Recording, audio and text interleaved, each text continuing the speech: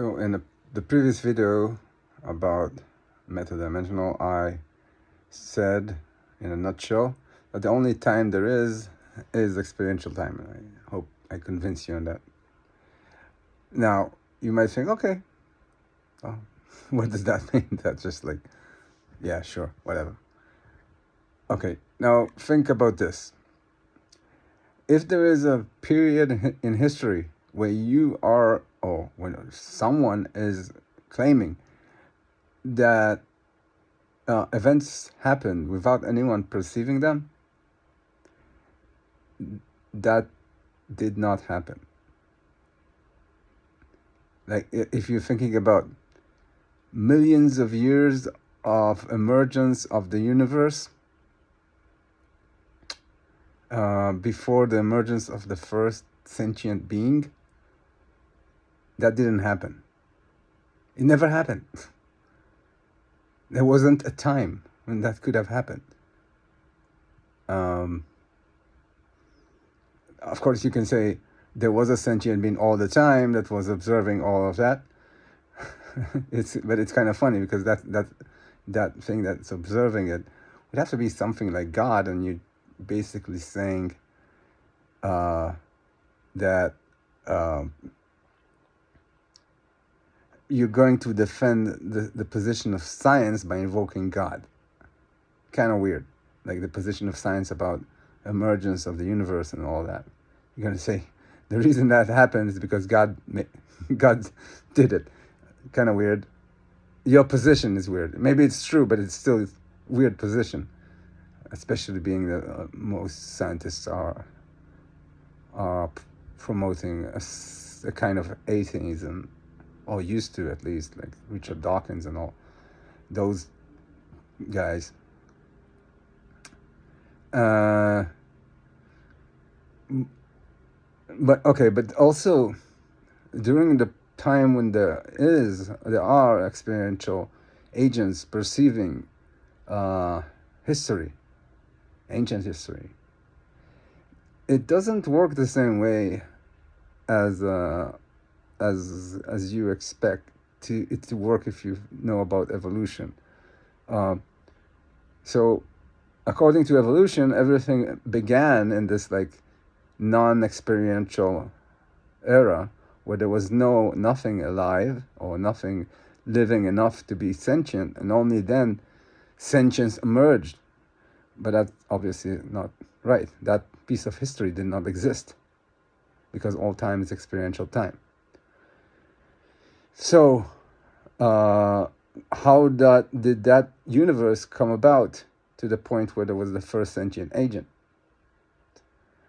And the answer for that, it came out of thin air. That's the answer. Now, there's a few things I'm not talking about here, is that how history can change and adapt after the fact, like the evidence that we have of that first sentient being, insofar we have such an evidence, or we will ever have it. That reality, the wakeful reality that sentient agent perceived, could be different from the one we have now. But the point is that things emerge out of thin air, necessarily, not because I said so. Because once you understand that time is all time is experiential time, there is no other way. Complexity doesn't emerge from simplicity. Complexity, basically, it doesn't emerge from a lesser capable construct. For example, according to evolution, you start from something simple, doesn't know how to do anything, and then it learns a trait, and then it learns another trait, and then it learns another trait, and a trait. There's a competition between the traits, and eventually you end up with a life form. That's not the process. According to when all time is experiential time, that's not the process that happens. The process that happens is more like this: experience perceives whatever it wants, like it interprets reality. It doesn't need to be a physical substrate that justifies what it perceives. So it perceives something, even though the bodily physical construct substrate of it isn't there. It still perceives it and believes it is something, and then it perceives the function. For example, you don't need to think about like a phone. You can perceive a phone even without like what it does and imagining how it functions, even without a smartphone, even without knowing how it works, because you know its function. So your first experience first understands or comprehends the function in terms of the semantic function, and then it can find a reality where that function is fulfilled, and the task of finding that reality is more like think about it like, like you have a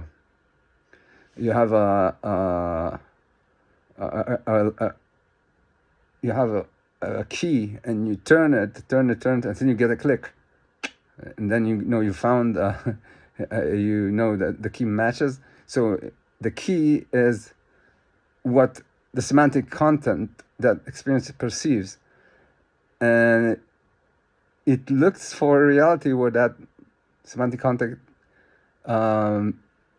gets fulfilled, and then there's a click, and then that's the reality that's the substrate that it perceives.